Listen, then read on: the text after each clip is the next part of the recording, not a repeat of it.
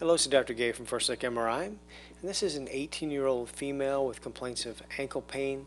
She's an athlete, and on occasion she'll have pain and difficulty competing in her sport. So they came in to get an MRI, and we see that she does have evidence of a prior lateral ankle sprain we're going to look at here. This is a T1 weighted image, and this is a protein density fat suppressed image. Fat is suppressed. This is lateral of the ankle. This is in front.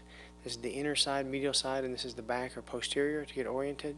Same stuff over on this view. And now we're going to look at the ligament that usually is torn. So this is the fibula. And off the fibula in front we see something called the anterior talofibular ligament. This is the talus, and the fibula, and the one that joins it in front is called the anterior talofibular ligament. We can see part of it right here. If we go down one more slice, we see it right over here. We put up a sagittal view here to see where we are. This is above the ankle, below the ankle. This is the ankle joint. We can see we're well below the ankle joint here, and we see this ligament, the anterior talofibular ligament, coming off the talus and coming over here to the fibula. It looks like it's not ruptured, but it is a little thick. It looks a little funny. So this is probably a prior lateral ankle sprain, and partially torn, or it's got sprained. Now it's a little bit thick. There's some edema in the soft tissues over it.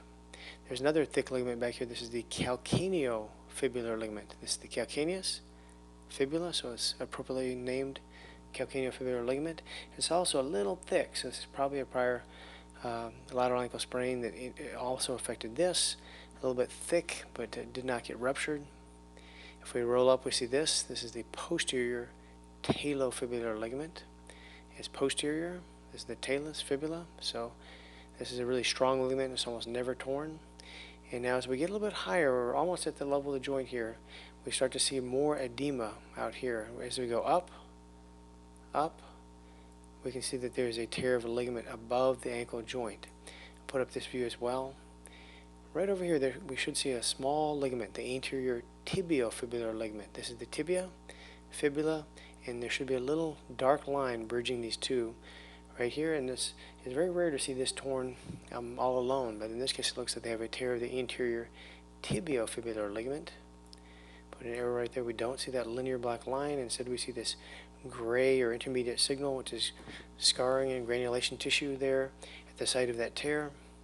When we see this, we always look up a little bit higher and see, do we have a tear of the ligament up here called the interosseous membrane or syndesmotic ligament, and that can cause significant symptoms.